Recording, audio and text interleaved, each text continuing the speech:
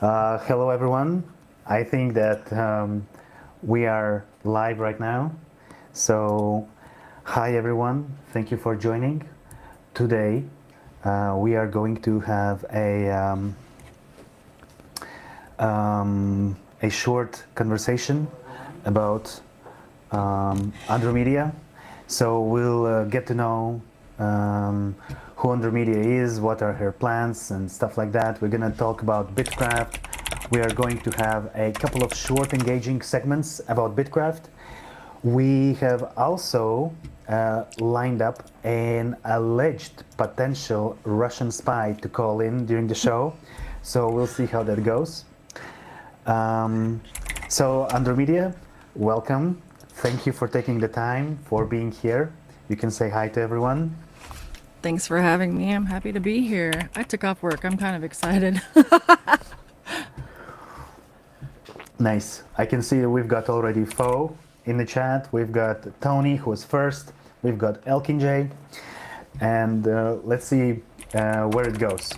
So just a heads up for everyone who didn't read the chat. During the show, we will be eating a few donuts. So if you didn't bring your donuts, it's kind of your fault, okay? So the donuts thing, okay, is going to be a little bit of an educational thing because this is in line with Fat Thursday in Poland. I will say a couple of things about that, and I'm really sorry if anybody has got a strict diet or following like a diet right now. We're probably gonna destroy that. Yeah, so I brought mine too.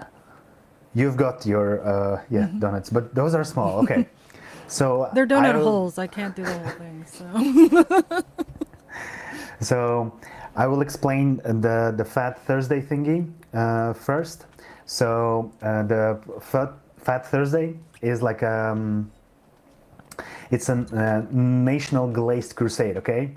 And like imagine a day where the laws of nutrition are suspended by decree from the government, from heavens, from everywhere.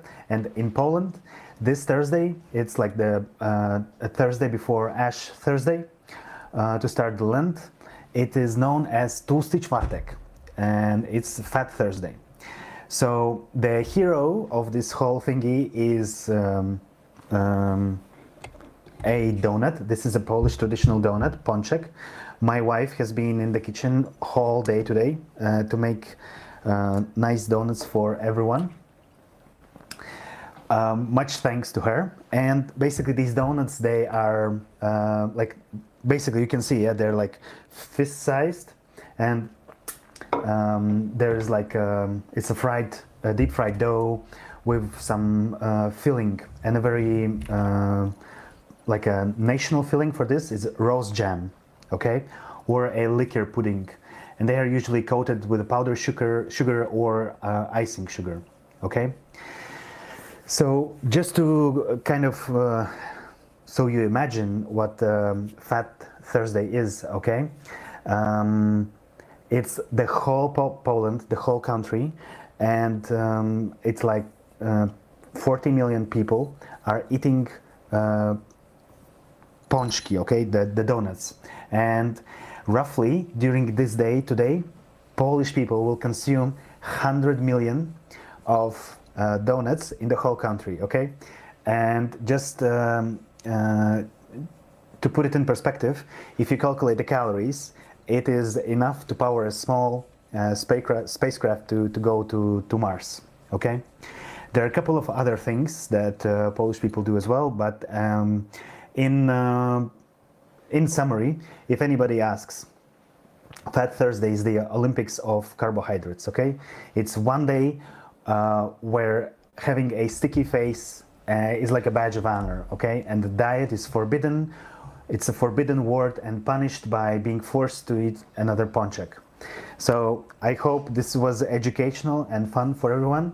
We are going to continue further. I can see, Andro, you've brought your first guest today.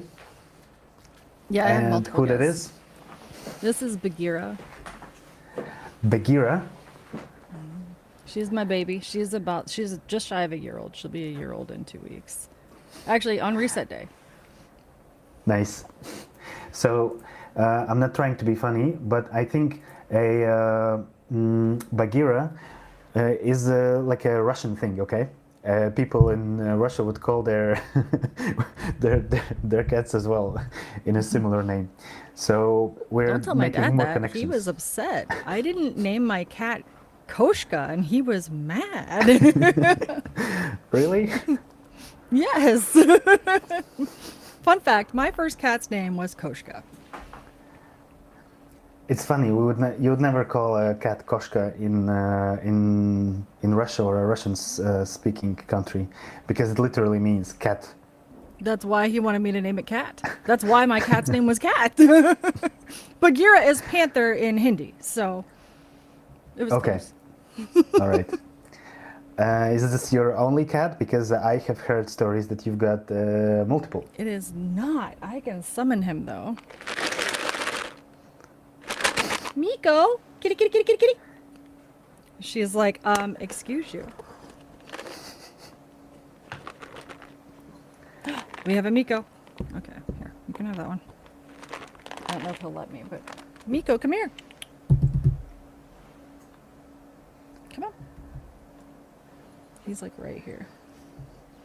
So how do you call your cat for them to come to you? You say kitty, kitty, kitty, kitty? I call them by their name. I usually click my mouth a little bit, so I go, and then they, Okay. you know, a lot of people do to, pss, pss, pss, which I actually don't do, but I do it in chat because I don't know how to make the sound. So, come here. Apparently, there's one of the regions in Bitcraft who's doing that.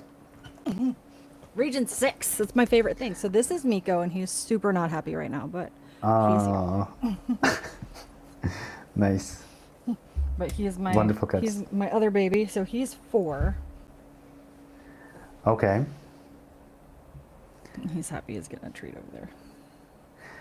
So Bagheera's mad, so here, you can have one too.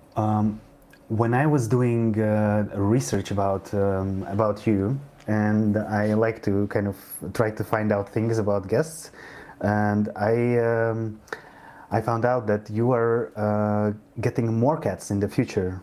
I am.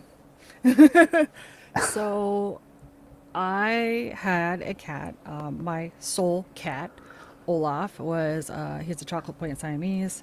He was 10 years old. He got cancer and he passed away this past summer. So I got him from a breeder. And the other 2 are rescues, if that tells you anything. Like I have no discrimination about how I acquire or how the cat distribution system works. But the breeder gave me the best cat I've ever had. So to me, I want to go get another one. And the breeder still has cats that are related to him. So they are, I have 2 on order. Sorry, Dad. I have 2 on order that are related to him. That so I'm going to get a pair. I'm on the wait list, and they will be related to the best cat, Olaf. So I'm pretty excited about it. Okay, nice. Yeah, funny thing about cats, we can say hi to some people who are already joining us. We've got Saint from R9 joining in. We've got Silly here as well, Rybo here, and Apple Gray. Don't know who that is. Cat Tax paid in full. Okay, so alrighty, let's see. So cats. Did you have cats your whole like life? When you was growing up, you had cats as well? Yes and no. We had a couple cats when I was real young, and then my mom continued to have cats, so I had a couple cats with my mother. I can't imagine my ex-stepmom having cats. I'm pretty sure that they would do something to her OCD. So no cats then. Also, I'm pretty sure my great uncle was like super severely allergic to them. So no cats at my dad's house, but I did hide one in the house for a couple weeks before anybody knew it was there. So yeah, but I've had a handful of cats. I did have a void cat for 14 years. She passed away 2 years ago, but I had her from the time she was 4 months old till she was 14. So she was good. Her name was Cinder. Nice. And Void, is there something special about that cat? Why did you call him Void? Void cat is a black cat, Okay. basement cat. Okay. All right. All right. Okay. So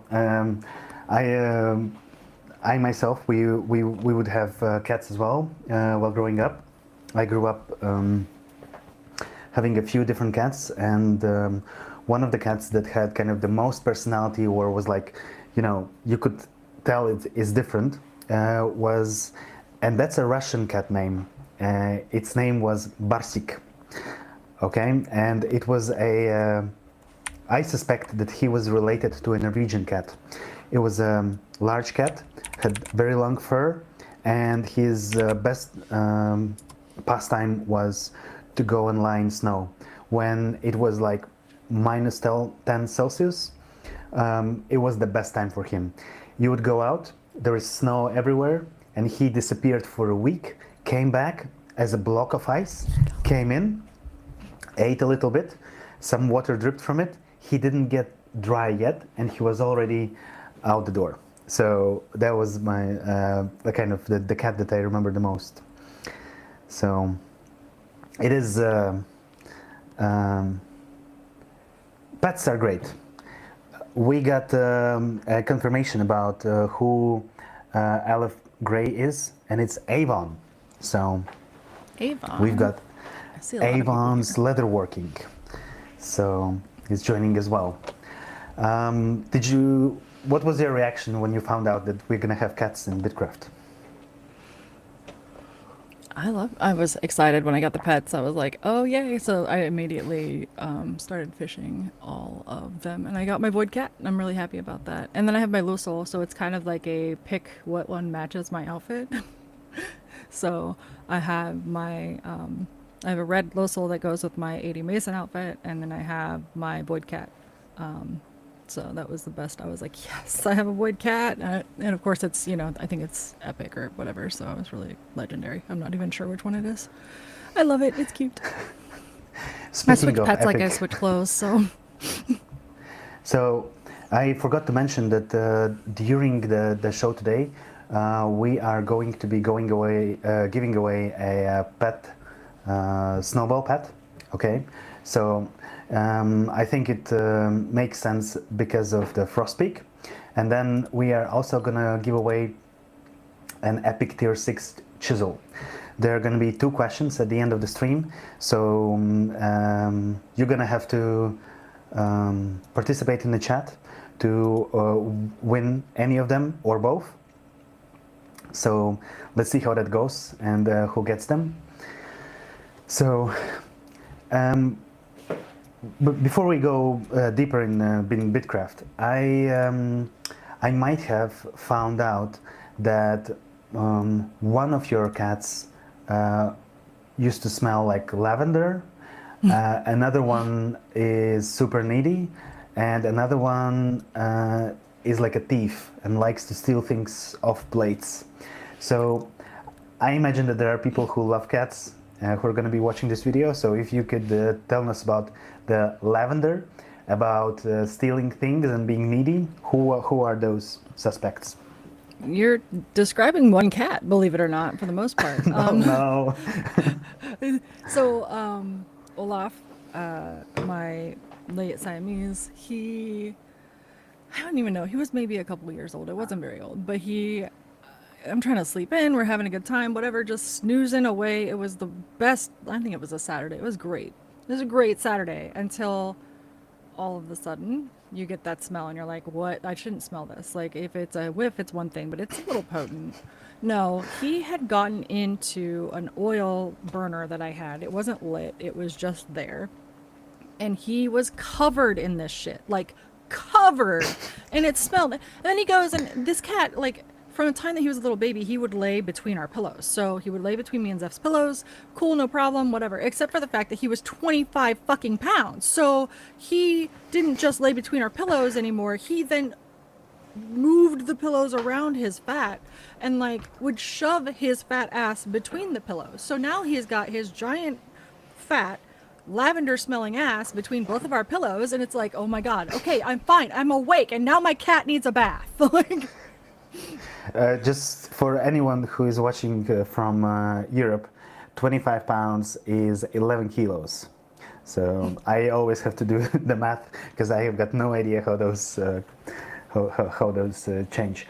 So you mentioned Zeph. Who is Zeph? Zephram is my husband and also the co-owner of Frost Peak. We run all of that together, and yeah, so we're married, and he is my partner in most every game we've ever played in some capacity. So we play, I'm usually a healer, he's usually a tank or DPS, and we just go off and do the things, and it's just kind of an awesome duo. Nice. When I was researching about like things about you, I found out that he might be providing food to you. Is that Might. true? Is he the cook at home?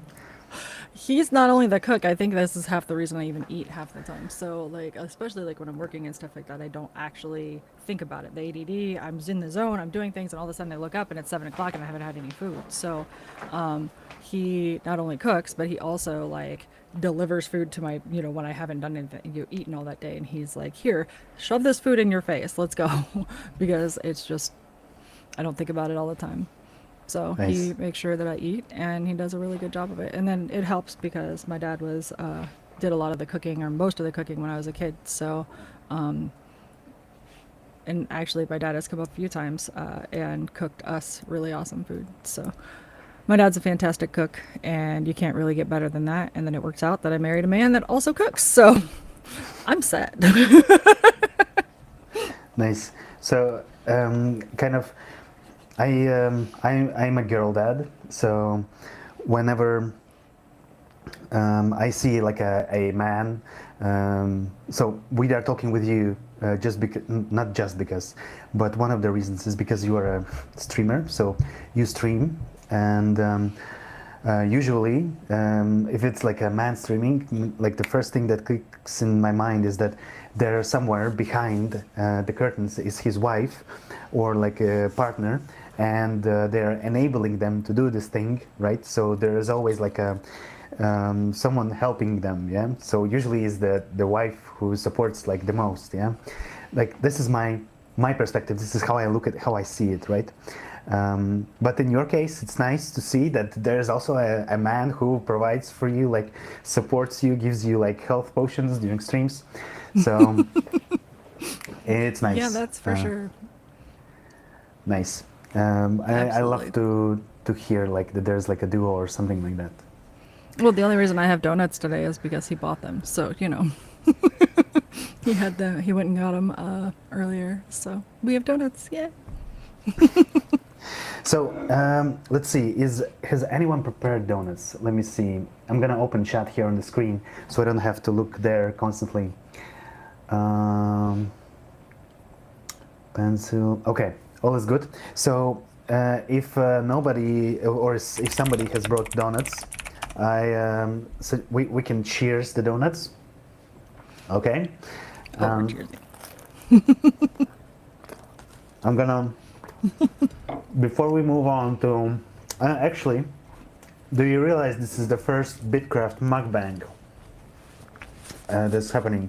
So we might be creating some history here. I'm here for it. Okay. So the next thing, like how I want to do this show, okay? I want to find out things about you first, and then we move on to the game, some fun segments and stuff like that. And I wouldn't like this to be like just we are talking the whole time. I want to maybe sprinkle some fun elements here and there so that it is more engaging for everyone. and so that people forget about things that we talk about, and that when I ask the question at the end of the stream to get the snowball or the chisel, then people, they're gonna have to pick their brains to find the answer. So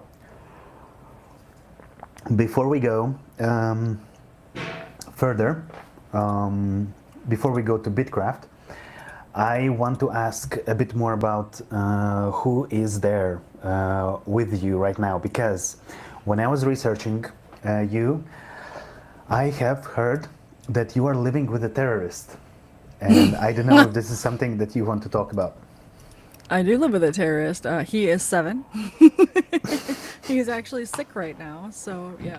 I lovingly refer to my absolute ball of chaos son as the terrorist because, well, that's what he is. So, and we spoke about this before, okay? If you're not comfortable about something, you can just tell me. But I understand that you are planning to go on a holiday soon, and because you've said this, and this is how I found it out, okay? I'm like, so you've said this somewhere else, and I understand that you are going on a cruise. Yes. Why cruise? Why not camping, or why not just a regular holiday? You fly somewhere, get a hotel, a beach, or whatever. Why cruise? Hey, Zeph, he suggested camping. What do you think?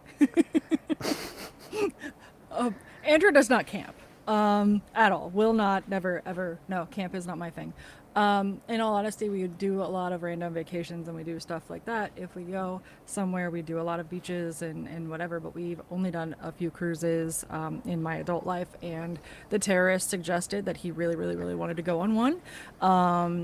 And we were looking at it anyway. We are kind of looking at a change, and that was what.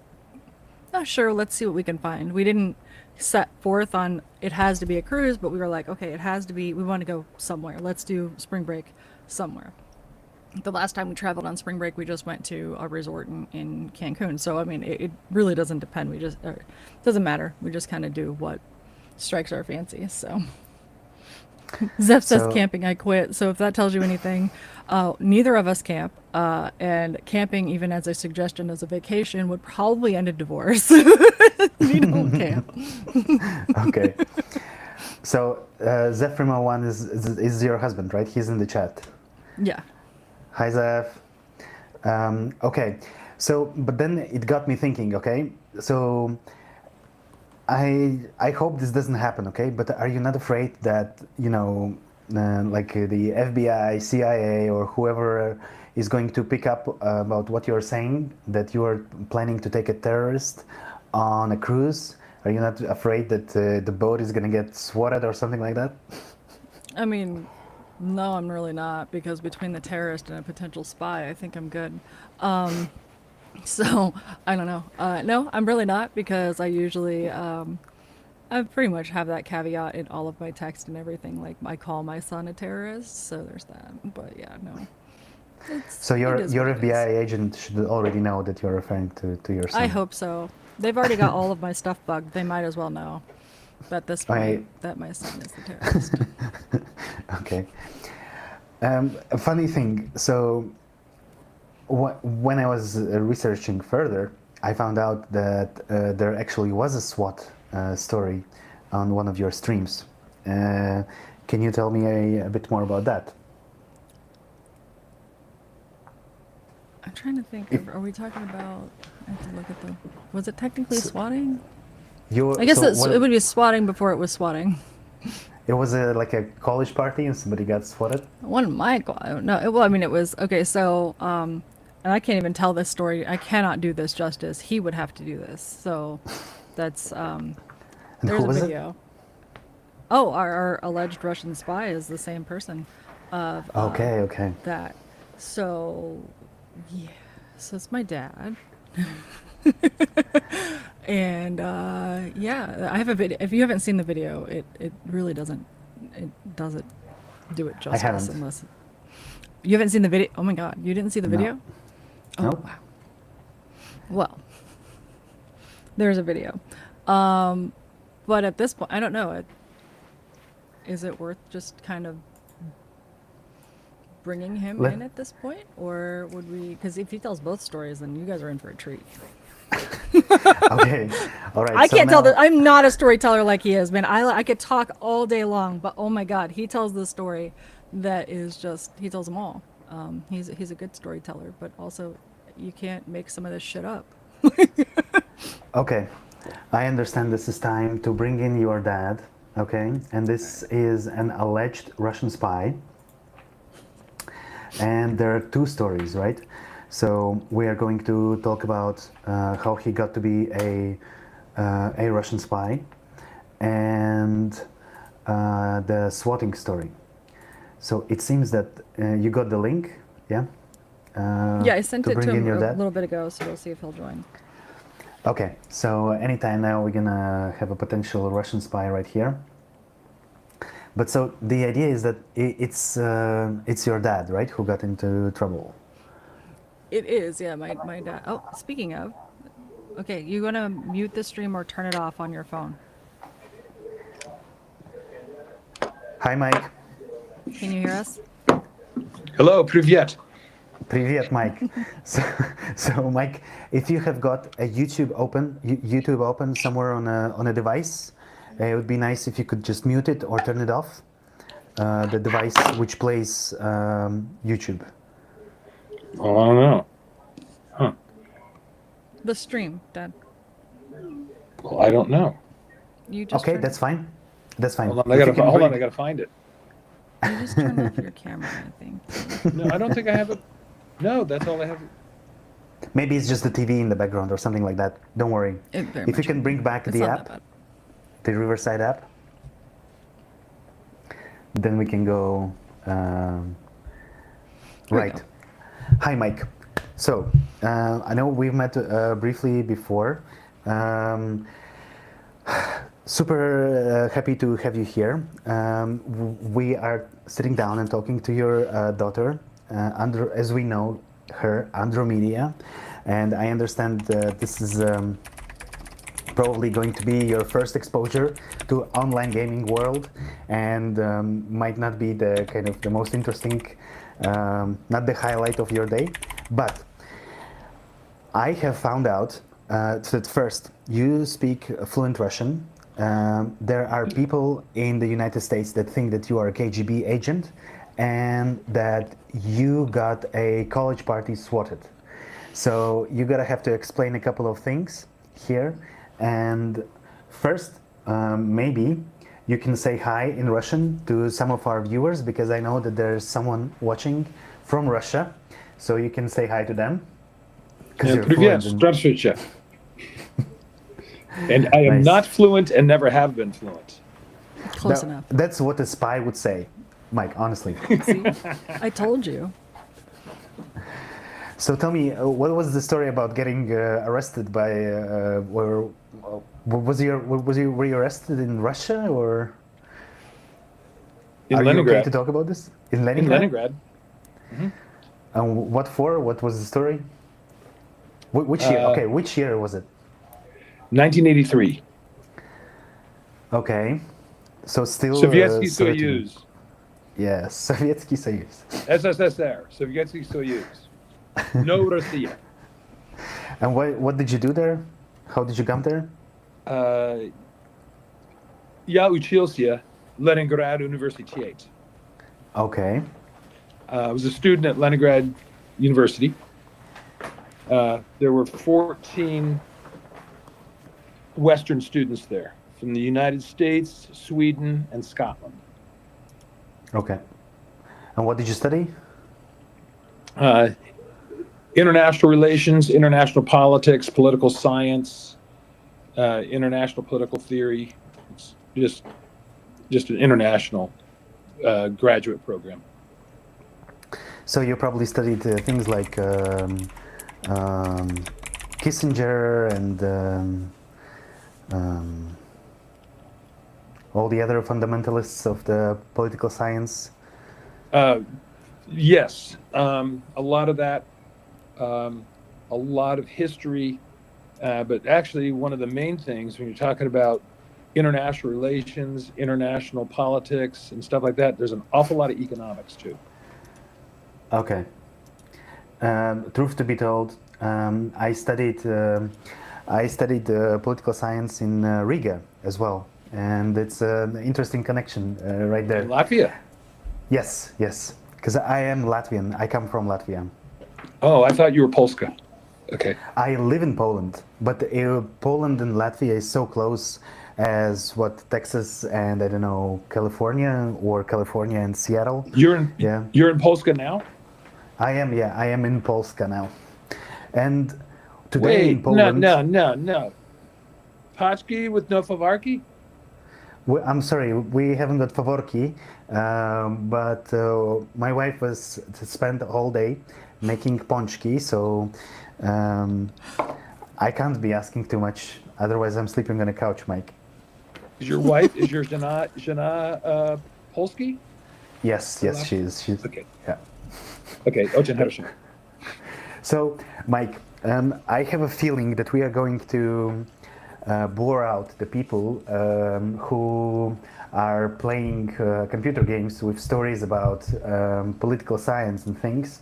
So, to cut story a bit shorter, can you tell me how and why did you get arrested?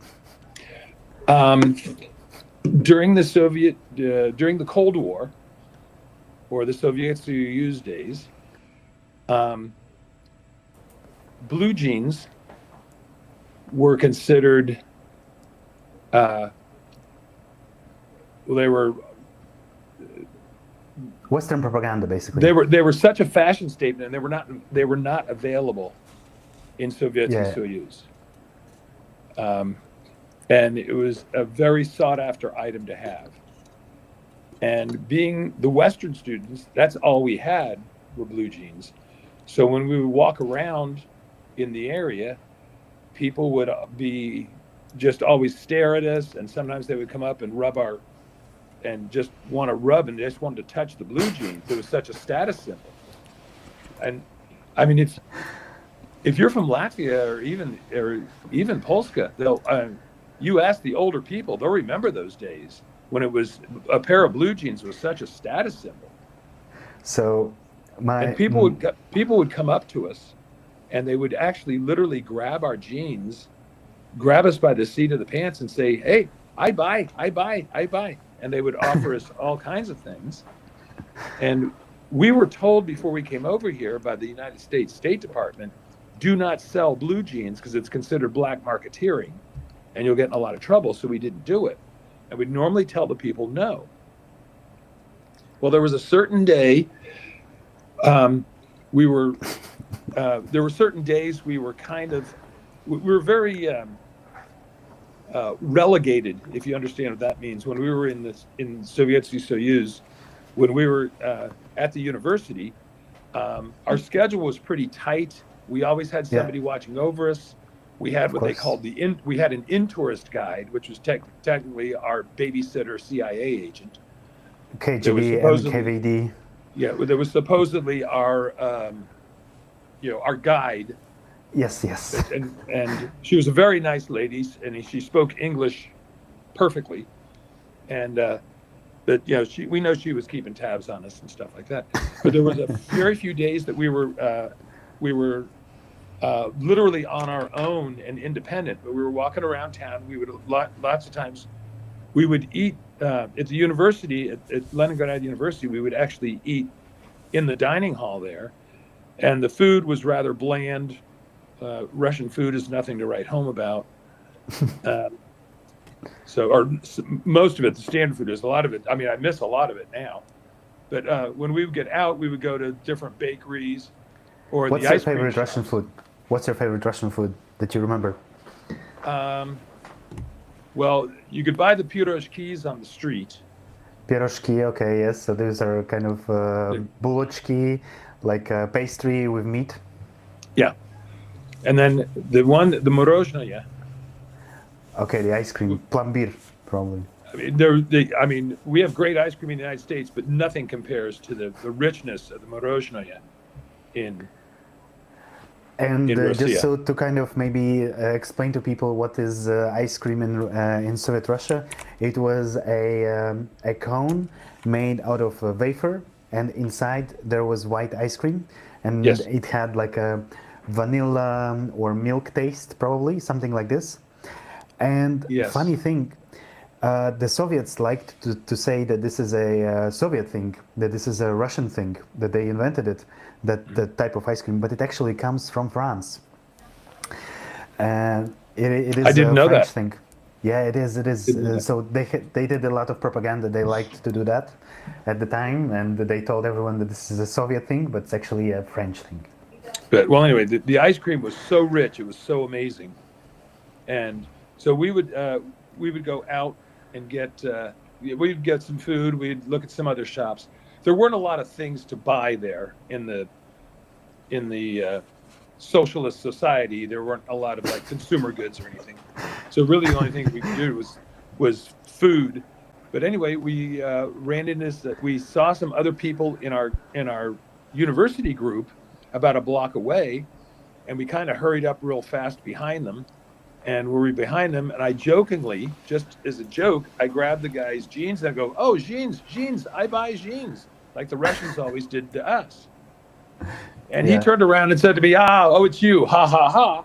And then we all just started walking together.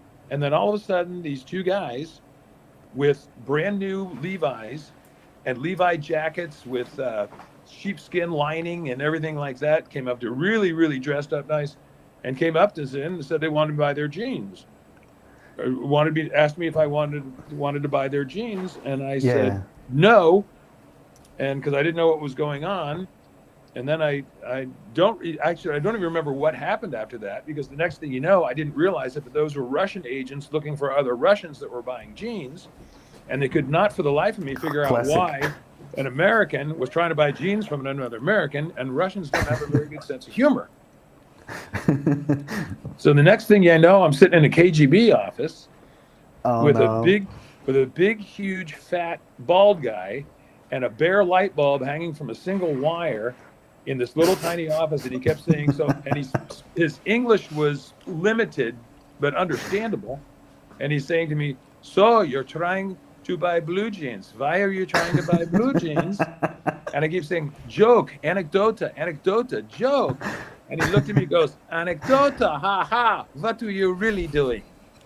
And then they kept asking me if there was a shortage of jeans in America. And I kept telling him, "No, I bought these at Kmart for $8. And I think he was thinking they were going to expose the fact that American kids, I thought it was going to be in the front page of Pravda the next day, that American students are having trouble getting blue jeans too, not just in Russia. And then the next thing you know, somebody, and I don't even know who, had called somebody from the American consulate. And this guy came over, and he was one of these guys that was just talking and how you doing he was from the American South, and he was just very, very cordial and was putting his arm around everybody and slapping everybody on the back and talking real loud. And I think they got rid of me just to get rid of them. Here, take him, get both of you out of here. So after about 2 hours, 2.5 hours, I was actually back home in my dormitory in Leningrad. Nice. But it was a This rather is just, scary situation because I didn't know what the outcome was going to be, and by the time I got home, I was just starting to realize how much trouble I was actually in and how much I could have really been in. Yeah, it's a tough spot. So I can tell you that I know American jeans in the 80s and early 90s. The most popular American jeans in the East were Montana jeans, I think. When somebody heard Montana, that was like the end all be all. That was like the top of the tops what you could get, Montana jeans. There were people who would buy Montana jeans labels, and they would just make jeans, slap on a label, and they would be able to sell one pair of jeans for a month's salary, basically. Yeah, literally a month's salary. There were people actually offering us American dollars in Russia. There were bootleggers of whatever, or black marketeer people that were literally offering us US dollars for our jeans in Russia, which was a pretty difficult task for them to do. Yeah, and earlier, I think in the 70s and 60s, you could get to send to Gulag just for having US dollars. Well, And we were warned of that. They said, you'll end up in a Siberian work camp, or AKA also known as Gulag. But they told us before we left, when we had the government official met with us in the United States before we left, said, do not sell they're going to ask you for your genes. Do not sell your genes. What they told us is bring a bunch of sticks of chewing gum and you can trade chewing gum for little trinkets. That's allowed, which is what we did. We got all kinds of little trinkets and badges and stuff like that. But we did, never did trade any blue jeans. so, Mike, I'm going to be honest with you. We've got only 2 hours to fill in. We are running a little bit behind the schedule, but it is a very interesting conversation, and I don't think we're going to get to your swatting story today, but maybe next I time. can share the link to that one if you guys want to watch it on the side. I have that one can. recorded. What is the swatting story? The bong story done. Oh, okay. All right. Okay. Well, you guys have a good time. I'll go ahead and sign out here. Well, Yeah. wait, I think. Well, Mike, I have a question. Sure. So some people might be saying that you are a KGB agent, and the Russians actually they converted you that time within 2 hours in that office in Leningrad, and since then you're just being a Russian spy. What would you say to that? Well, actually, it would make my life is pretty boring. It would make it a lot more interesting than what it is, but it's not true. sounds like That's something a what I- spy would say. I wanted to say the same, Mike. I'm not buying it, Mike. I am sure that in a couple of years we're going to see you on Russian TV, and you're going to be saying how America is bad and Russia is good. Then you went back to Leningrad. Okay, well, we'll have to see. Okay. That's going to be interesting. Yeah. Don't hold your breath. Next time I'll have to record him talking about Aeroflot. Oh, Aeroflot. that's the other thing.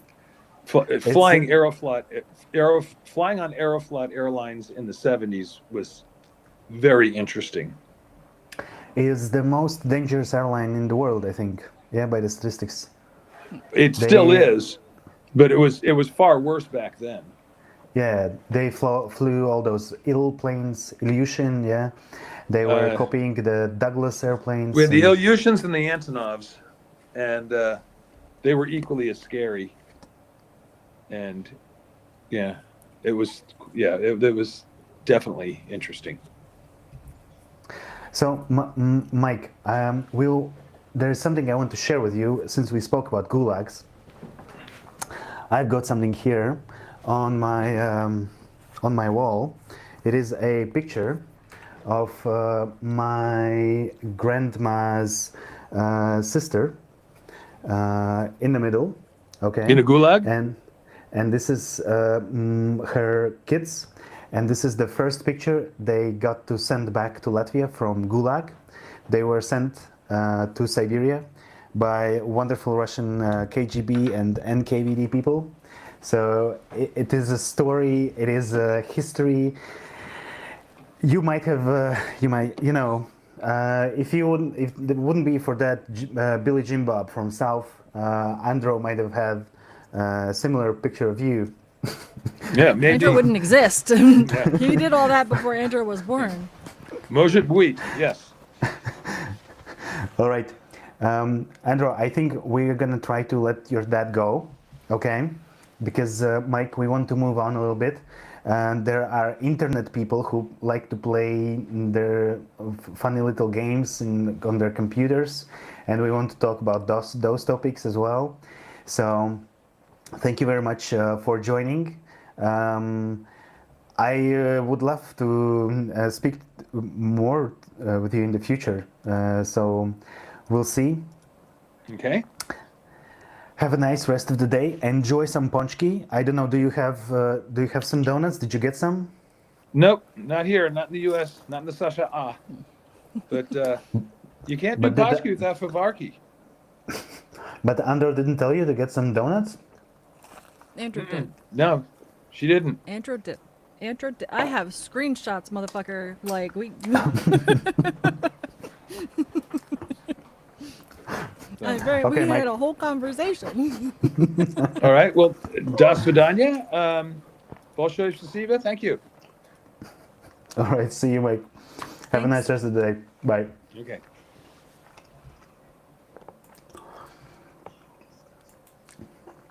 He has to close. There we go. I was gonna say, let's close that. Nice. We got it. What a All right. story. Success.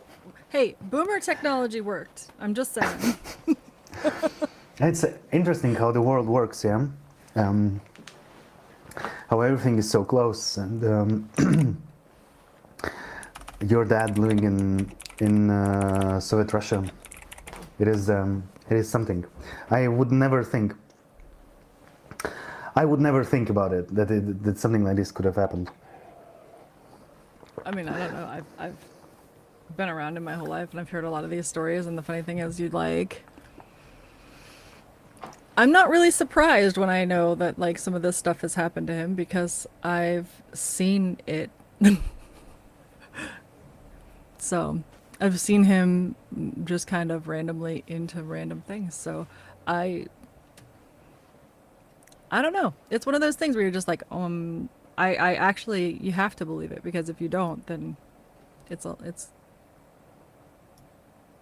don't know, Good it's thing that we've bizarre. got Bitcraft. That we can be detached from the reality a little bit. Okay, so Andrew, we are about an hour in. I think we have to get our backs into gear, okay, and move a little bit further.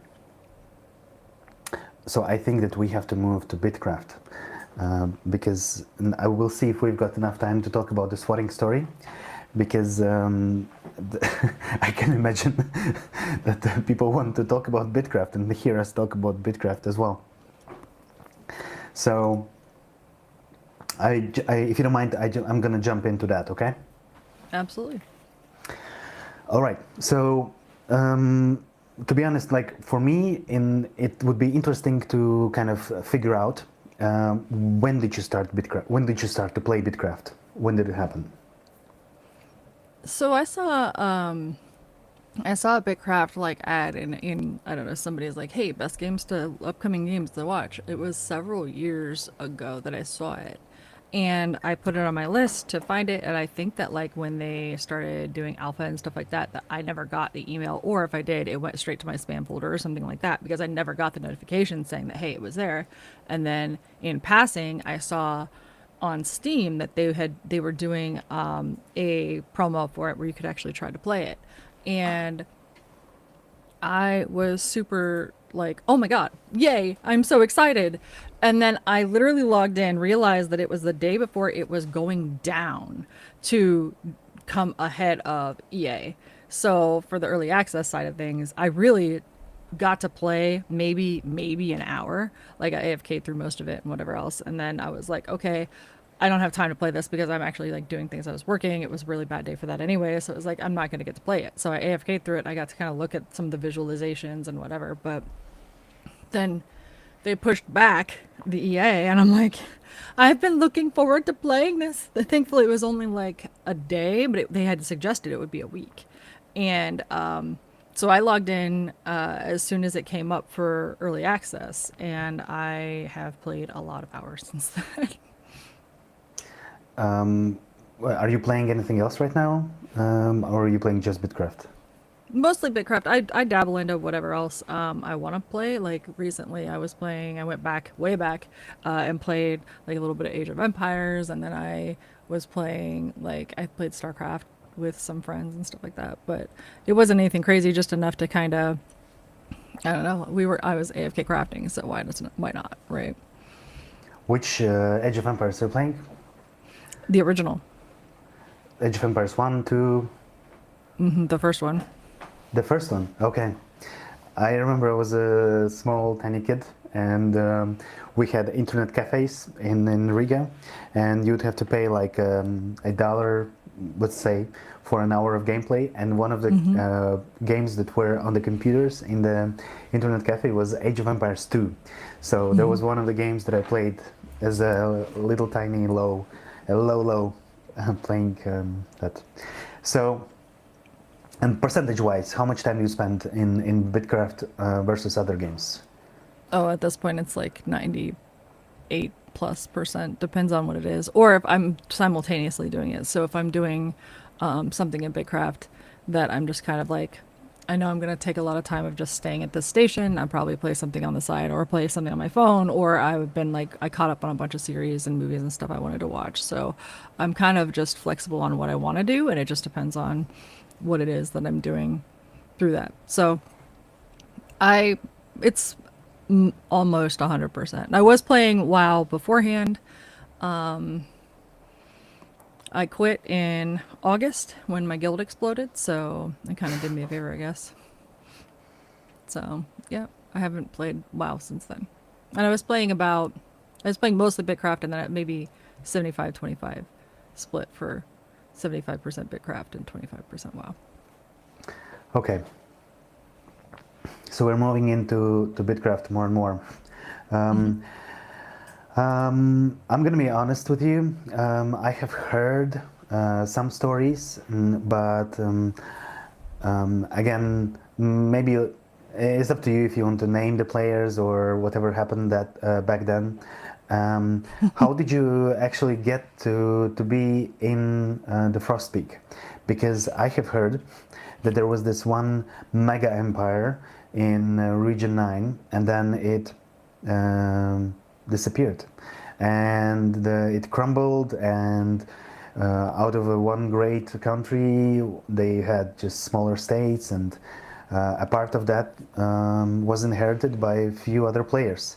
So is that true? Do you want to talk about this? Can you tell me a few things? I love Bo. Yeah. Well, it's worth noting that the Empire, yes. So Chaos Expanse was previously something else, but Frostpeak has always been mine. I put Frostpeak down day 5, and Frostpeak has always been mine. But I joined another empire in the process when I was approached, saying, "Hey, I need to take on this other empire, and I know that there's a lot of drama that goes to that, and I only know part of it because I only know what I was told." So continue that part. But Odin 1.0 was not my favorite thing, but mainly because I didn't like some of their chats. Odin 2.0 is amazing, and I love them. But like they had, Odin, when I say Odin at this point, it's 1.0. But they had like advanced up through the map to cover Frostpeak. And at the time, they didn't have your own little chats where you could make them and invite people. It was, if you were in it, you were caught up in it. Like, it didn't matter. So when they overtook the area that I was in Odin underneath it, at least in Frostpeak. So I got to see their chat, and honestly, it was annoying. Revan, in the first Revan War, I had to delineate which Revan War we're talking about. So in the first Revan War, he approached me and said, "Hey, do you want to take these on? And afterwards, you can do whatever the hell you want." You know what? I feel like it. Let's go. Sure, why not? But give on what? And, yeah. What did he offer you? He offered me to do whatever I wanted afterwards. So as like the Empire itself, I got to stay. I could stay under the Free North, or I could start my own or whatever, and he would help me do that. Okay. But as long as we defeated the enemy that we at the time had a common enemy. So I was like, okay, sure, whatever. I feel spicy. Let's go. And we did. We did the war, and it was kind of like not worth it to really fight back at that point, I don't think. And it took a lot of the area. And let's be clear, when we joke about Russia, Chaos Expanse is a lot like Russia when you think about it, because most of it is uninhabitable. So it looks like I have all of this space, and let's be clear, you can't live in 90% of Chaos Expanse. So sorry. That's why I have a lot of it, and why I haven't really given it up. But in all honesty, nobody wants it, so it's not like I'm fighting too hard to keep it. If somebody really wanted some of that space, they could have had it. But in the Second Revan War, the Revening, when he decided to unload 500 capsules across the region and attacked fucking everybody, he then passed me Empress, which was a good time because I had no idea what the fuck was happening. I had a very rough night that night with my child, which was, the terrorist was having a very rough day the night before. So I had literally no sleep whatsoever. I wake up, really early, I have this report to do for work, and I was like literally just going to go right back to bed. The Revening, I know. So I had said something. I saw he was doing something, but I didn't register what was even happening. I was doing work. I'd only had like 2 hours of sleep, and they weren't consecutive hours. So I was not coherent in any way, shape, or form. And my favorite comment that actually came out of that between me and Revan, because I really didn't know what he was doing, he said something and I was like, I don't know, you started this based on chaos. Why would you finish it any different? And I just went to bed. And it turned out to be way more accurate than I thought it was going to be. Oh my God. So he and then he peaced out. I logged back in after I took my nap. It was only a couple hours, but I logged back in and it was like, oh, here's Emperor. There you go. Bye. Peace. And was out. And I'm like, I didn't no idea what's even happening. I realized after the fact that he attacked with 500 capsules, and I didn't even know. I was asleep for half of it, and I was not coherent for the half I was awake. So it took 45 minutes from the time that I woke up to the time that I was then past Emperor, and I was still trying to piece together what had even happened. So I changed the name of it, of course, because there was no reason for me to stay as the Free North, but it is what it is. So here we are. I understand when you say he started the war, I understand that this is basically you go to a tower, you put in your capsules, hexite capsules, yeah, and then you start to take over the tower, right? Mm-hmm. Okay. Kind of. You attack it, but each tower has energy. So I think this changes later on, but I don't know how it's going to change. But current state is you will attack it, and when you attack it, it has a duration, and that's all based on the energy that's in the tower. So, okay. Several other empires were helping actually at that point when I was under siege for 18 days. So, it was a lot of real life money, but also supplies and stuff like that. And I'm only a 2-person claim, so there was no way I could keep up with the supplies at all. Yeah. And I understand that there is no game mechanics, there is no benefit of having larger territory, right? Not really, the empire.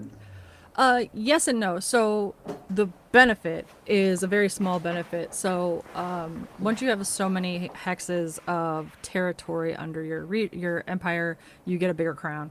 And it's not that much. You don't really need that much space to have a bigger crown.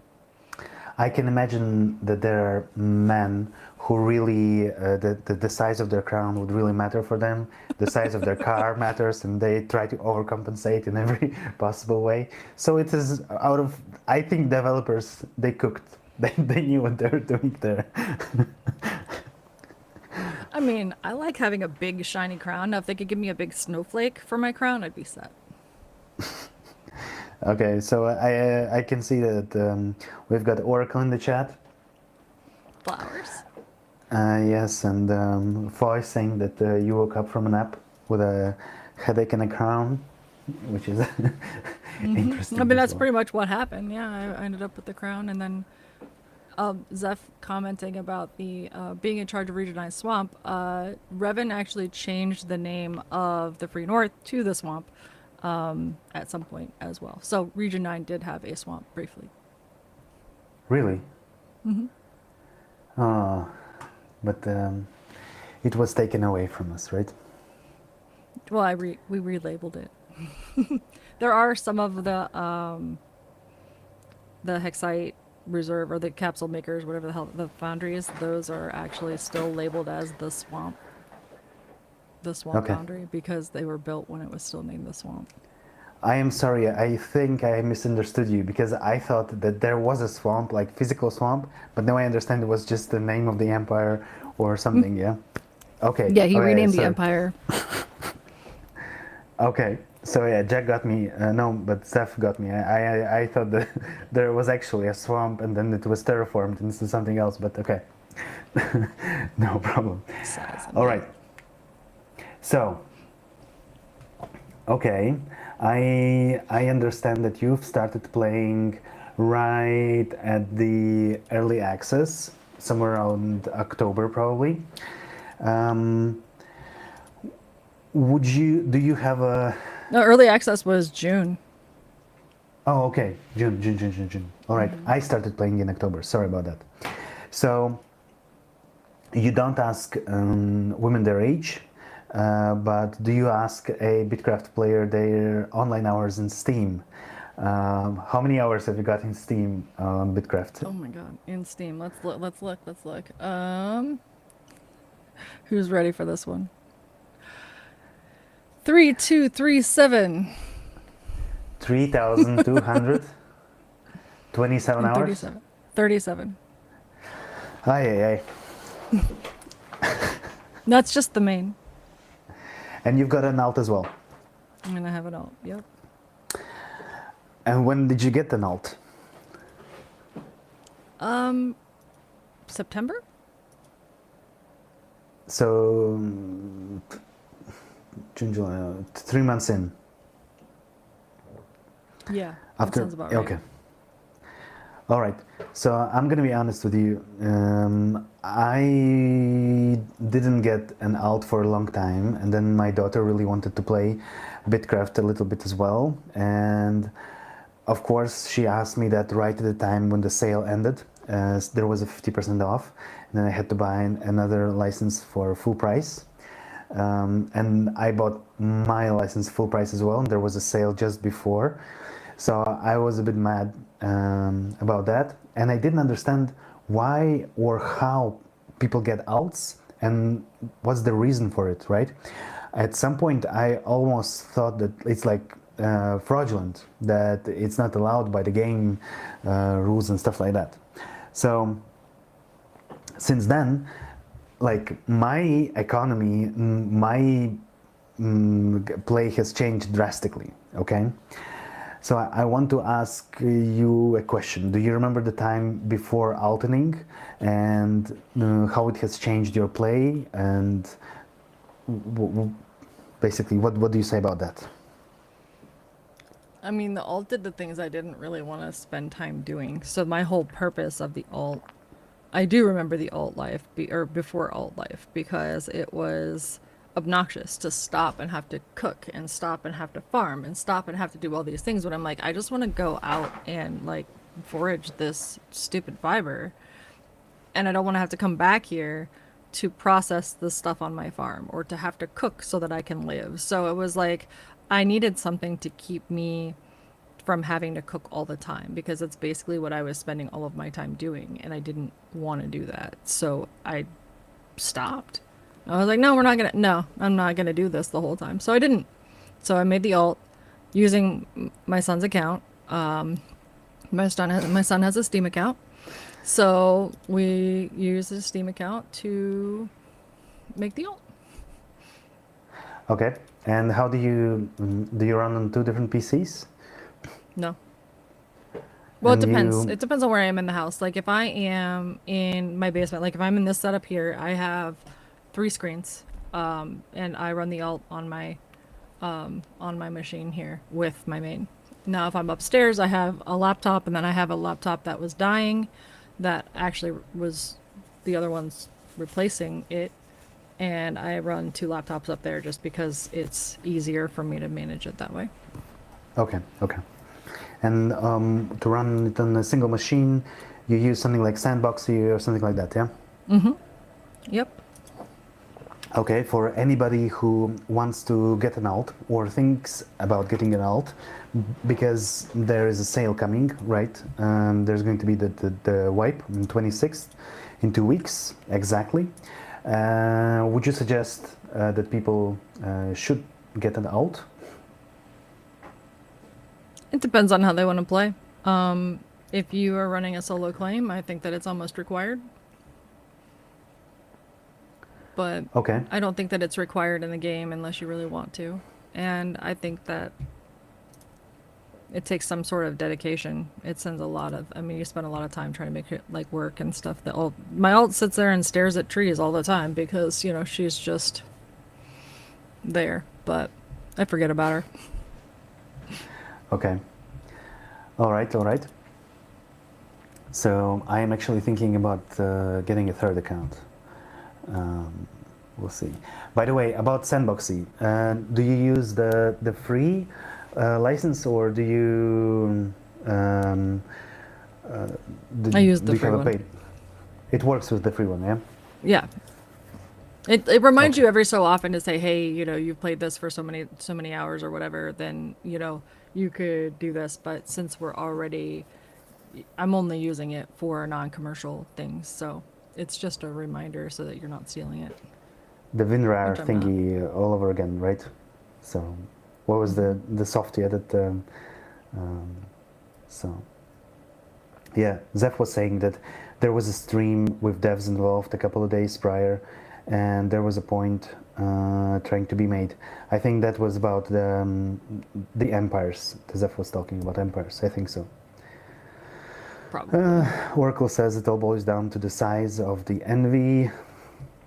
Fa is saying that third account could carry us to glory. Okay, let's see about that. So this is something that I see myself doing. So I know that there were some certain periods in my gameplay. So I started grinding, and when I started playing, and my goal was to get as high tier as possible. And after I joined Fall in Amaroth, I started just fishing, and it was actually quite cool for me because you know you can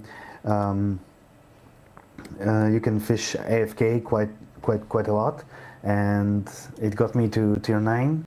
But then I also started to think, okay, maybe it is not the best thing to be away from Amaroth for like 90% of the time and just come back from time to time to deposit oil and like crush shells or something like that, because like Fa was running the settlement and probably needed some help, right? So I thought, okay, now I'm going to go back and try to help here and there, and I hope I did at least a little bit. But did you have some game phases, or like did you go through some like phases like that? Did you enjoy one more than the other? Do you prefer one more than the other? I mean, I was really happy on progressing. I think that I had the fulfillment in the game by helping others do things too. So, like, while I was actually tearing up, then I would kind of like, okay, well, it's a lot for us to tear up. So, once we got to, I think it was tier 5, then we kind of, I don't want to say took a break, but we slowed down a little bit and we're like, okay, let's go do this. So, I went and helped CSB do some stuff, you know, that kind of thing. And it was just like, one thing after another, and I describe myself as a free agent because I can do whatever the hell I want, and I enjoy that very much because I like to be able to not really be beholden to, you know, oh well, I need you to do all these things, and if you're not doing them because you don't feel like it, then I think that also puts you in burnout mode. And I know if it's going to burn me out, I'm either not going to do it or I'm going to do it so hard until I do burn out, and there's no in between. So I do what I want to do when I do it and move on. And I give Zeph a list and I say, I need these things. So here's this. Like, this is what we're going to do. Having something else to do is essential, is true. Very true, Avon. Being able, I finished a bunch of shows that I had been like holding on because like WoW doesn't really let me do that. So like when I was playing WoW, I wasn't finishing anything ever. I would like pause on some of these shows and just they'd be paused forever because I was raiding, and you don't get to watch that stuff while you're actively raiding. So, and they're not things I can watch when the terrorist is around. So I get just let them wait. Like, okay, sure. So I went through and we watched a whole bunch of series and all kinds of stuff and movies, and yeah. Okay, so Frostpeak you run with Zeph, right? Okay. Gotcha. All right. So, okay. The next thing that always interests me, because for me it was a game changer, and I understood the power of different game mechanics as I progressed. What was your first epic and a legendary tool that you get? I still don't have a legendary tool. The alt does. The alt got an axe. My first epic, I don't actually know what it was.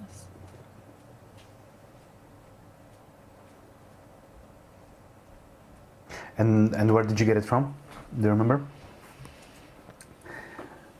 Do you get your tools from Ribo and Caesar? I rolled most of mine. My first okay. epic was a quill. My first epic was a quill, actually. I rolled that when I did an upgrade, and I was actually kind of impressed. I didn't actually think.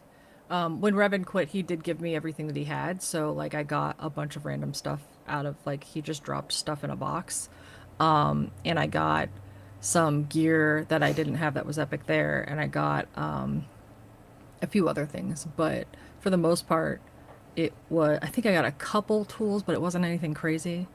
But it was just some things here and there, some things that I already had. Yeah, it was, but I'm pretty sure it was a quill was my first epic. And what about after wipe? Are you going to get something, some epic or legendaries? Are you going to grind for them? Is this I'm an something that you want to go overachiever, for? sure. The fact that we're not losing things, I think, is going to be a lot easier to grasp on it. Where we get to keep, they're not going to kill off the EA servers. So the fact that that's happening makes me a little bit more apt to want to try.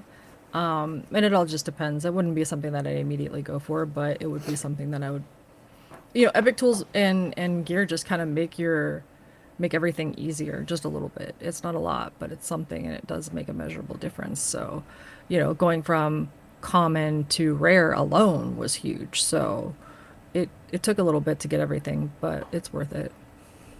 Yeah. You process things quicker, you gather things quicker, yeah, you level up quicker, so a lot of things are being done quicker.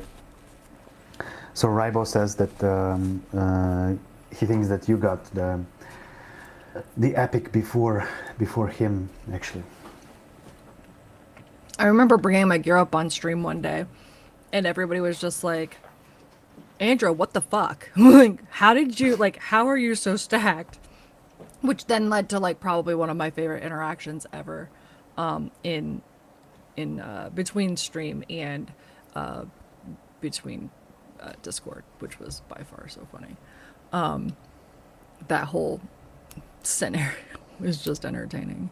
The leather gif will be the best gif ever at that one, but yeah, What because I gif have is a that? full set of leather. Okay, Oh, okay, I okay. will. I'll send it to you, but I will. The whole conversation was a riot. It was one of those moments where we were all just silly, and it was just super funny. Let's see. Okay, so I'm not sure I want to show my Discord or anything again, but this is basically a cat woman, probably something like that. That In gif. See, everybody that. knows. Okay, sorry, I'm uneducated. Sorry about that. What an Oh, it was just uneducated really swine I funny am. for me. It was with Tony and everybody. It was just so funny. Like, it was by far one of the more entertaining. Like, I don't even know. Yeah. I think I can find it. I can find it though. Okay, so when I was researching some of things connected to you, I found out that you said that you like Region 9 because it differs from other areas. Do you know what I'm talking about? What is so different for you in Region 9 and why it's so different for you than other regions. I've not been to many of the regions though. I go to 6 and I go to 3, and I've been to like 5 and 8. I think I've been to all of them but one, but like not for an extended period of time. Mostly to go. I sent the alt to go sell things. I like 9. I like the people in 9. I've had a really good experience being in Region 9, and I think that we have a lot of interesting people. And then obviously the history with Region 9 is always a good time because of, the wars that happened to have. I was proxy, or I don't know, I was in proximity to, I guess it'd be a better way to say that. It's just, I don't know, I like the community of the people. Compared to the other ones, I think that makes more sense. But I do like Region 6. They've been pretty accepting of the meowing, which is hilarious because I don't meow when I go to Region 6. I go pss, pss, pss, pss, and then they always respond. Somebody always responds when I do that. So that was a really good time to just do that. And then they find out that I'm from Region 9, and then they laugh about it. And we move on, but yeah. Yeah, 4 says pss, pss, pss, pss, as well. Of course, 9. Exactly. Okay, yeah, I feel similarly. I've been to desert in R3. It wasn't the best experience. I went to sell a couple of things into R5. It was nicer there, so not too much was going on, but usually it's probably about 1 or 2 people online that day that are doing some spamming in the region chat, and they just make your life a little bit more miserable than it should be. Yes. All right, so Andro, I think that we are talking for quite a long time. I actually we scheduled for 2 hours, so we've got another 30 minutes left. But how about we mix some things a little bit? And I would like to suggest that we watch an interesting video I found, and I want to ask your opinion about it. And then there's going to be a follow-up video about that. So first of all, I'm going to say that I am sharing this account with my daughter, and if you see some suggested videos about K-pop, about dancing, especially, then the algo is not totally mine, okay? I'm always a bit scared about that. So let's see if I can share something. So I go share screen, tab, here. Okay, I'm gonna share it with sound. Again, please don't judge me for any suggestions that might pop up right there. So I have seen this before, and it got me thinking. But I'll show you the video first, and we'll see what goes there. Fo says that I shouldn't be ashamed, and I should be dancing K-pop if it's my dream. Okay, let's watch the video.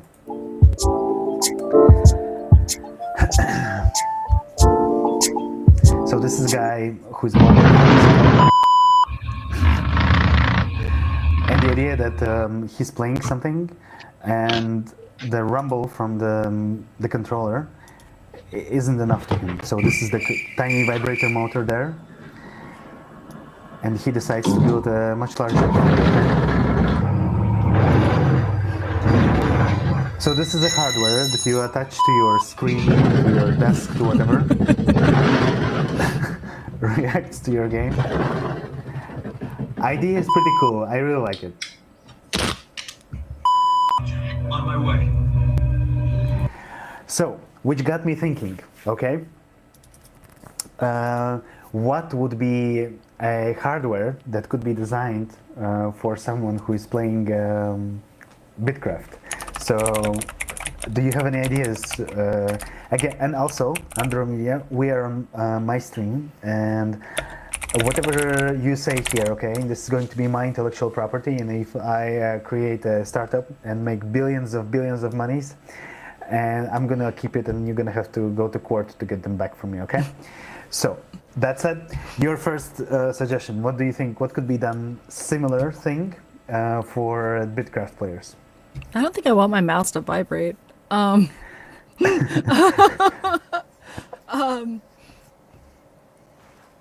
don't even know. Like I can't imagine Bitcraft with anything that vibrates. I have a suggestion, okay? Imagine, so I understand you don't like vibrating mouse. I wouldn't like as well. But he had this the motor, vibrating motor attached to the table. So imagine that when you're mining something, that every time you clink the ore, it will, your table could jump up. This is my first suggestion. The other suggestion for me would be a fan for those people who are sailing more, and when the wind blows against you, you get your fan and it adjusts its like position or something like that. So that could be something. We talked about a scented cat. Okay, now imagine you are an oracle and you are collecting a bunch of flowers, and there's actually lavender in Bitcraft. So we could have like a 4D cinema thingy where whatever you do in Bitcraft, your room smells like it, right? You know? Would be nice if you're gathering flowers, but then imagine if you go fishing and you've got a 2 million fishing effort tier 8 job somewhere, and then you gotta be smelling fish the whole day. That's a hard no for me. I don't want to smell that. No. Plus, I have a lavender scented cat. I don't need my flowers to smell like that. No, Andrew was allergic to flowers, y'all. Like, no, we're not doing the flower thing. Like, no thanks. Okay, so just to maybe because I still want to have an answer from you, okay? I found another video, and this one is closer to Bollywood movie, okay? I understand that this is an Indian guy who is in love with Bollywood.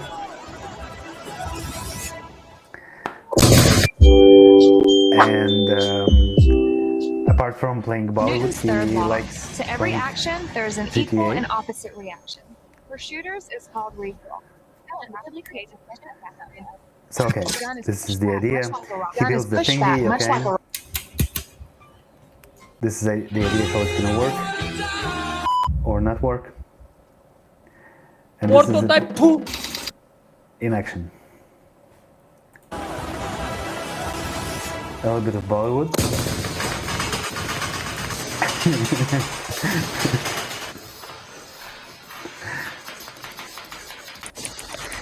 I understand you're not really impressed about this, yeah? I have very inappropriate things to say.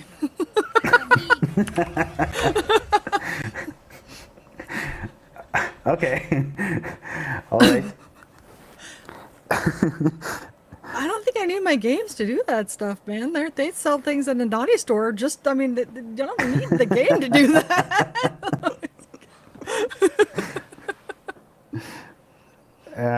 Okay.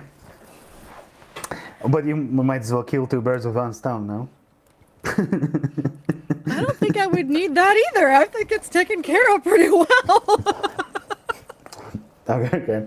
I don't want angry stuff in the chat. But okay, I think that there could be a couple of things that could be added to the game, like hardware. Would actually be interesting. So my first suggestion that I came up with, okay? Let's see if I can find the sound.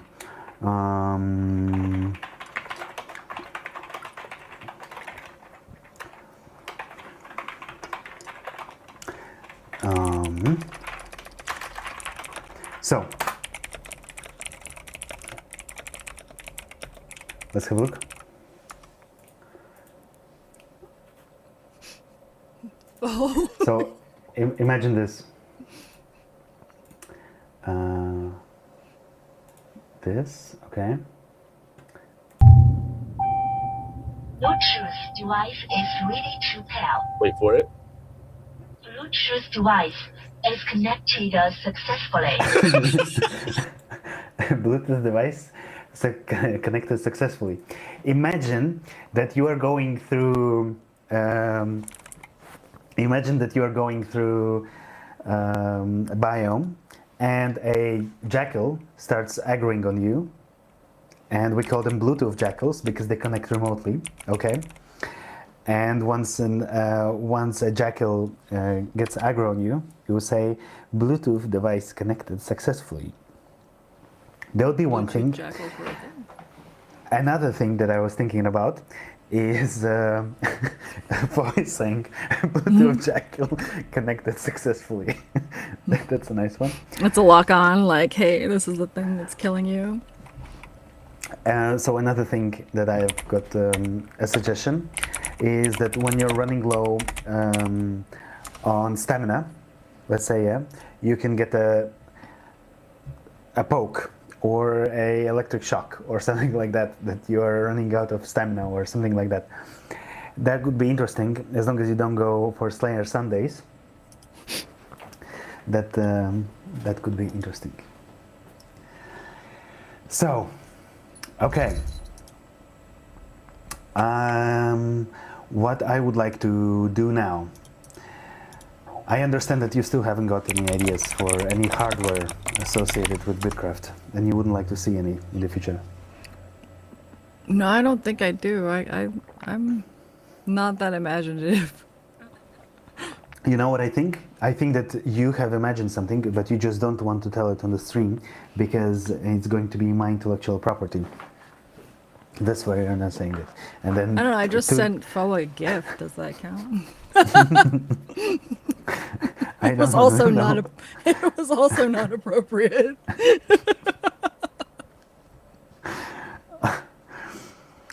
Okay. So, all right. I want to move to things about the wipe. Okay. First of all, do you like the idea of the wipe, or do you want it to happen? What's your take on it?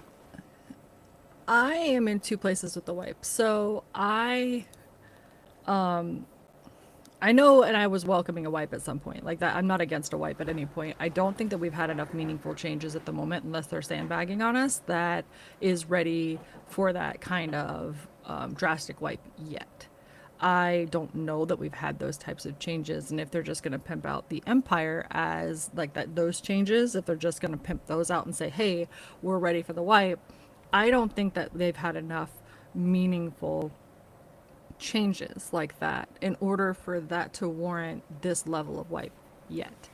But with that being said, I kind of welcome it. They're not killing my experience. I probably would have cried if they killed the experience, but I'd have gotten over it and we'd move on and rebuild. But I don't think I'd rebuild to the same level that I was rebuilding. So I think that by keeping the experience, they're going to get us a little bit more active and continuing to play. But kind of giving us that fresh, and I hope that they're sandbagging on us and like haven't given us a bunch of stuff that they're looking at, but I don't know that I believe that that's the case. But I welcome the wipe at this point, and I think that's a far cry from what I felt like after I'd only been a couple hundred hours in. When I had only been playing for so long, I thought about the wipe, and I told me about the wipe, but I'm like, but I just spent all this time and all this effort, and I don't want to wipe. I want to keep all my stuff. And I'm wasting time, all of those things. But after I had, I now have over 3,000 hours, I have no regrets about thinking about a wipe. Like, okay, sure, let's bring it. Let's go. Because I could do so many things different. And what are your plans after the wipe? What are you planning to do there? I'm looking, probably I'm going to join Odin, New Odin, whatever you want to call them at this point. I've made a lot of friends with, in, like I said, the New Odin, we'll call them the regime, but really it's the New Odin leadership. I love them. They're fantastic. The previous Odin 1.0 is like a whole different animal of people, and they're not the same people at all. I get along with a lot of people in Region 9, but I've aligned mostly, I think, most closely with them. So Zeph and I are going to join there, and then we will run a snowy outpost at some point. Okay, so the new Odin, I understand it's going to be Oracle, Gol, Onyx, those people, right? Yes. Onyx is the leader there, and then Oracle is doing, I think, a lot of the planning and such there. And okay, Deer is there as well. All right. So actually, I have got a couple of announcements to make because I know that a few different people are planning new settlements and empires. Okay, and for anybody who's watching, I want to shout out to the new Odin City. It is going to be called, or NOC. And what they are planning to do is they are planning to do progression through initial 6 tiers, which they say will be rapid. They are going to emphasize on player services with availability of turn-ins being a focus via the market stalls. They are going to provide housing to get out of the ruins city as a priority. They are planning to do scaled crafting passives to enable players mass productions. So tier 2, then tier 3, then tier 7. Once those tiers are achieved, blueprints are already available of the layout, and they have been published in advance for anybody with a for anybody who is there to make money. They are saying that their market will be a busy one, and they are going to build in Calm Forest, 5 to 10 minutes wagon walk from the starter zone, and adjacent to a pine forest.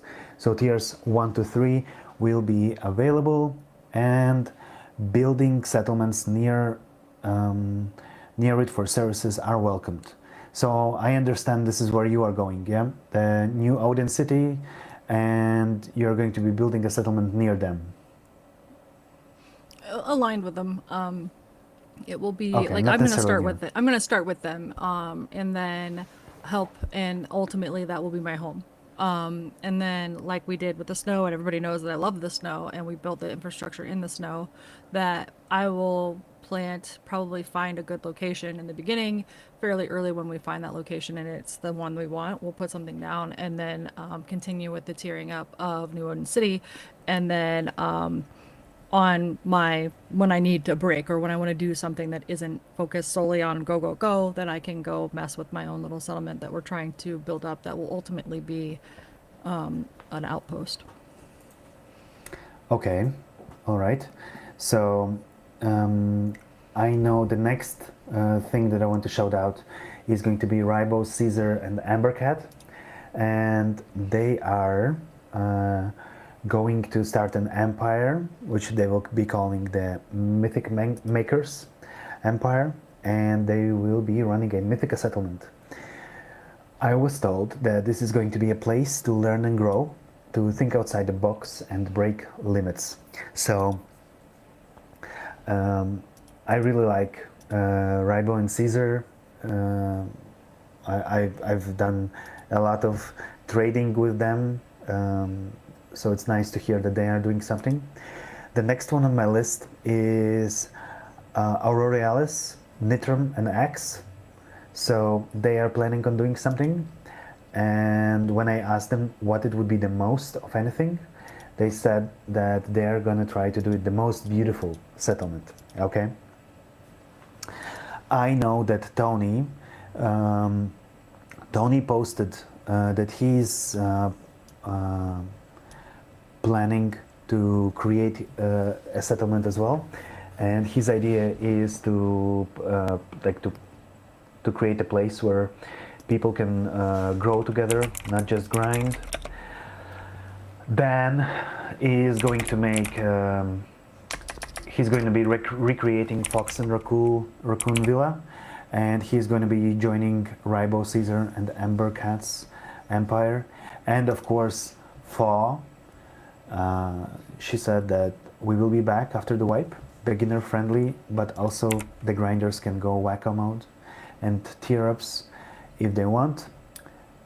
It will be by a river in a calm forest, again probably, and of course next to a big old tree. This is the announcements about the settlements and empires. So if anybody wants to join something so interesting, you're most welcome to connect with these people directly in chat in game, or go to the region chat or region Discord. I will put the region Discord in the description of this video as well. I spoke to Rybo, and he also told me that he's working on a Discord bot that will help with settlement management, and there's a trade system where you can bid and fill orders for people. So there are going to be more details coming out soon to the Region 9 Discord channel. So when Rybo finishes, he'll probably post it there, which is nice. Nice to see that something is happening. And did you hear the idea of devs to do the shrines, or to make like eternal imprints to regions? They're planning to do something. Have you heard anything about that? No, I really haven't No, actually. I was kind of surprised with some of this stuff. I'm like, I live in a box. It's snow covered. Okay, so before the upcoming wipe, this is a post from one of the devs. We are hosting a community-built event where players come together to create something truly massive across the regions of Bitcraft. During this event, players will collaborate on a large-scale paving art and terraforming projects, coming together as shared community effort. We encourage each project to welcome any and all players to contribute, but it is not a requirement. So there is no limit of projects or the project leads. Each project lead will coordinate their own team to build a project, and the idea, I think, is that one of the devs, who was it? Something on M. Minch. Minch is going to be doing a stream where he will be visiting those locations on February 23rd. So he will be showcasing these projects. Did you hear about that? No. I usually, like, when they go live, he says some stuff, but also when he's live, a lot of time I'm working, so I can't see a lot. I don't hear it.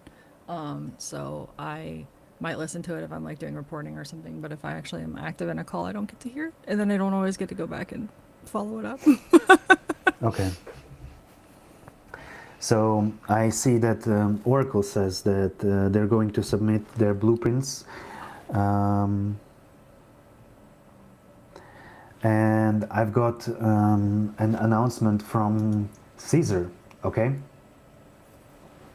So I'm gonna read that out for people, because Caesar is looking for brothers in crime. So they're creating a, I'm gonna read out the copy, okay? The Shrine of the Eternal Janba. The legends of Region 9 have already been etched into the bedrock of our history. A tapestry woven from friendship, raucous festivities, and the undeniable spirit of community. But towering above it all, casting a shadow both chaotic and glorious, is the enigma of Jamba. Do you seek to be verse in the final song before the silence? The point your compass towards the port Oriole. We are raising a temple, a sanctuary of stone and sweat, devoted to our collective triumph and the chaotic favor of Jamba. We call upon every able-bodied artisan to lend their shovel to this holy labor. The gods are watching. When the final stone is laid, the architects, the devs, shall capture our majesty in a showcase for the ages, immortalizing the tools Jamba has blessed us upon the spire steps. Will you be remembered? Every soul who contributes to the monument shall have their name carved into the annals of the video showcase. Even the wandering sage, Minch, shall grace us with his presence, streaming his pilgrimage to our gates before the Great Wipe claims the world. Check the architect's massive for details and bring your wildest ideas. Let us show the world what we can build before the end days. Make haste, do not let your shovels rust in idleness. The spire of Portorial awaits your arrival. Seek guidance amidst the clamor of the Region 9 chat. Consult the grand designs hidden within the sacred scrolls of Discord. Come, let us build history together. So they are building a great shrine for Jamba. What's your idea? Do you like this idea? Why not? I mean, just everybody's had so many like good ideas for immortalization or teamwork and a few other things. So I don't have that type of vision, so I respect the others that do. I think that they're exciting, and I like to see people do the collaboration. I understand what you mean. I am not a designer myself, for sure. I don't have a vision like that. So it is very nice to see that people have got like these kinds of like great ideas. And I think that it is going to be interesting. It is going to be something. Okay, Andro, to be frank with you, we are almost out of time, okay? Oracle is saying that Genie's Tower is already touching the cloud. That's awesome. All right. Okay, before we do our closing, okay, I want to say that the last time we did a giveaway, you won an epic tool, right? I did. And do you know that it was a mistake? That I counted 15 hats and then chosen in the region chat, took screenshots of all hats that I wore, and it was actually 18. So we awarded the wrong player, and then we gave away a second tool. I did know that. I saw it later. I was like, oh, yep, that would do it. So it was interesting, but we'll see. I'm hoping that this time we are not going to do that. So I want to give away the Epic Tier 6 Chisel. Perhaps there is someone who might do some masonry, right? And they want to level up a little bit. So a Tier 6 Chisel would do. Andro, I would like to do a small countdown, okay? And I want to give a question to the chat. We have got a whole lot of about 10 people watching us right now. So hopefully someone gets this very quickly. The first question for the Epic Tier 6 Chisel is, what is the name of the donut day in Poland?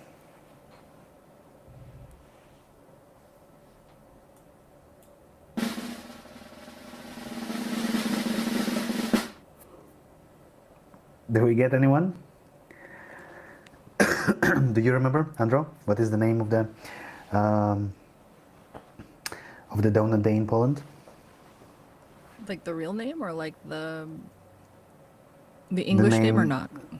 Yeah, the English name. The English name. Mm-hmm. I do. You remember? Okay, we've got about a 20-second delay right there. So let's see. Oracle says no Google for me. He wants a chisel.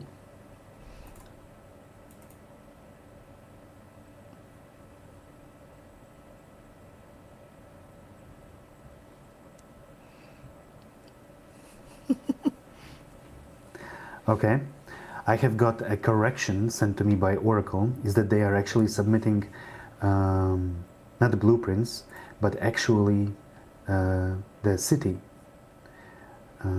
they are building in R3. So this is going to be Did something. Ribo get it? Is that right? That was my guess. Ribo, Fat Thursday. Very good. So Ribo, which is very interesting for Ribo because, okay, Avon says ponchke. Ponchke are the donuts, okay? But I was asking about the day. Ribo got the chisel. And Andro, how do you think, where did they get the chisel in the first place? Where did they get it from? Did they get it from Ribo? I got it from Ribo and Caesar, so from one of them. So it goes back. It's inevitable. The whole the economy is revolving around a couple of people. All right. So Ribo, you get the chisel.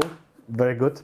And now we want to give away a pet, so the puppy, the dog, and this is going to be the Snowball.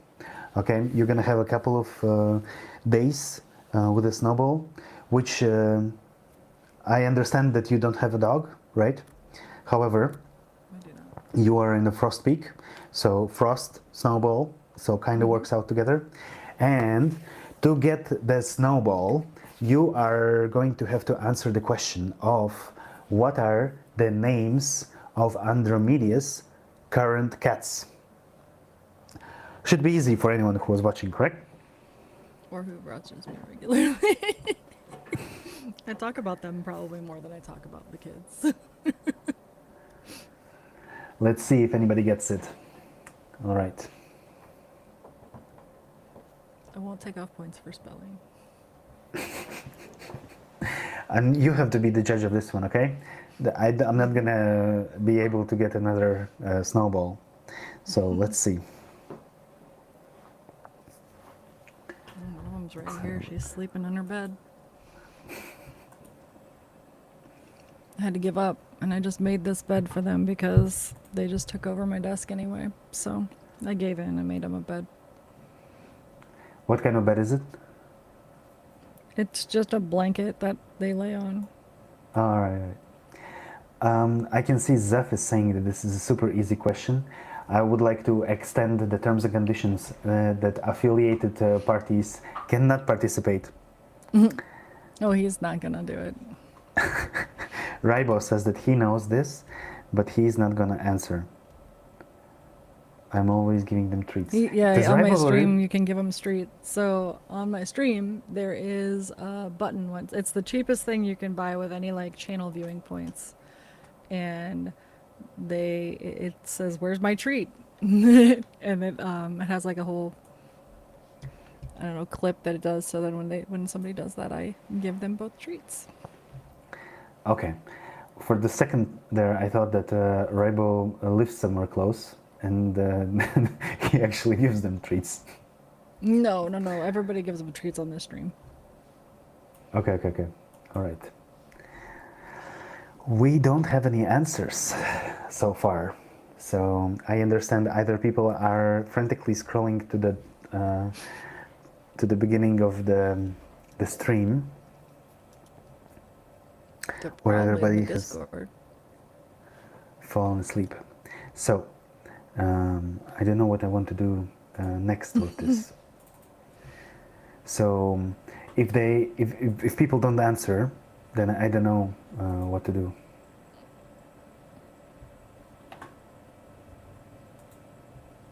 I think we should give Ribo a chance to answer, and not anybody else is not answering.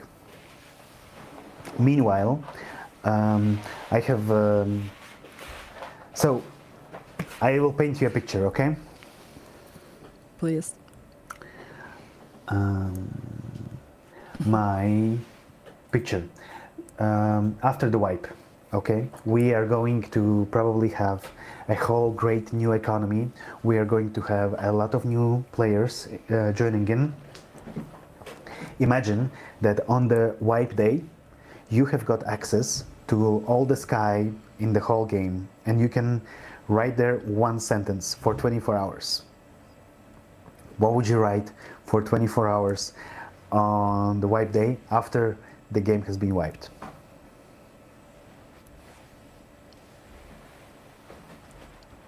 I have no idea.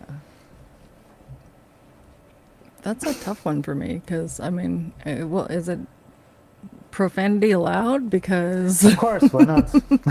I mean, it would just be fuck in big letters. Like that would be the only thing. I'm so unimaginative, but like that would be my. I don't care. Like it's going away.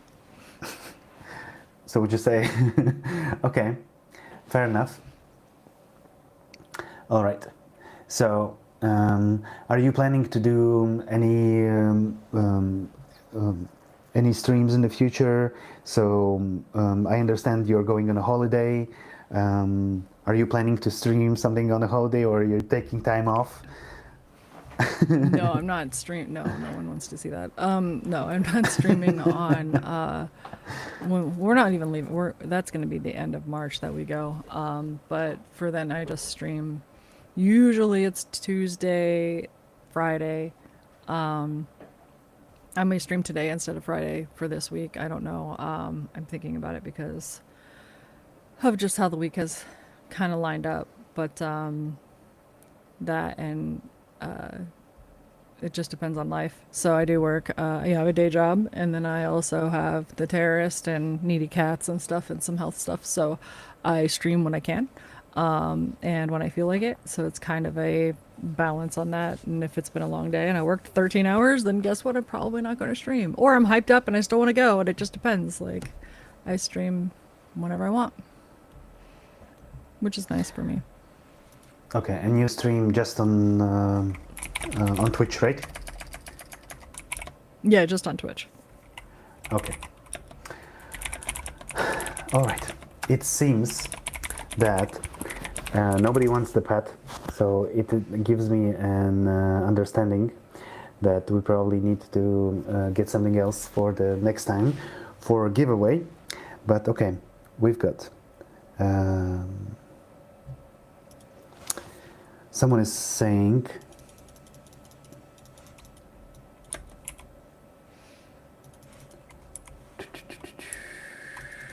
I think I may even have something I can give away. wait, we've got Elkin J, who is trying to guess Cassis, Kafira. Oh, I think which is close. Unless they're talking about my first cat, Yeah. which isn't the current cat. You know what? I think that they probably the pet. I'm just gonna have to give him away. How is it called in English? The pond or pound? Where do like the catchers when they catch stray dogs? Oh yeah, the pound. A pound. Okay, yeah. So I'm gonna have to give away my Snowball to a pound. And I don't know what they can do with it there. They But have yeah. them in the chat though. Alright. Okay, so we've got the first one, Oracle, saying Bagheera. Mm-hmm. Bagheera is your previous cat. No, Bagheera is current. She's my baby. She's right here. Okay.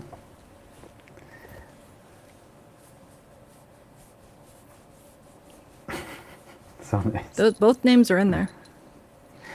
Bagheera, and then Raibo says Mike. Miko. Miko. Miko's my thief. Olaf stole stuff off plates too, but Miko like takes it as a job to steal off of the terrorist plate. Like he stalks it, like he's, I don't know, like he's out in the wild. He thinks he's stalking a chicken nugget, and somehow that makes him a really big badass cat. Okay. So, do you want to decide who gets the snowball? Because the question was, what are Okay, the Google. names of? Pick a number between 1 and 2.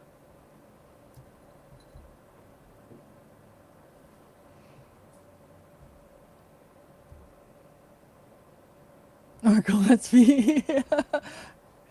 Let's do Oracle. Okay. And he So can give Raibo away is getting whatever the too, so. Chisel, and Oracle is getting the puppy. So, Andro, thank you very much. I really hope that you had fun, and thank you very much for agreeing to do this. It is fun to do. I like the idea. It was a pleasure meeting your dad. Hi, Mike. Was nice to meet you. So I am going to be waiting for the wipe. I hope that we will have a chance to do something like this with you again together in some near future, maybe, perhaps, if you would agree. Absolutely. So if you would have to nominate at least one person to come join to do something like this, maybe some discovery about them, about their play style, things like that, like a fun interview, who would you nominate? Like a streamer specifically, or people in general? It could be people.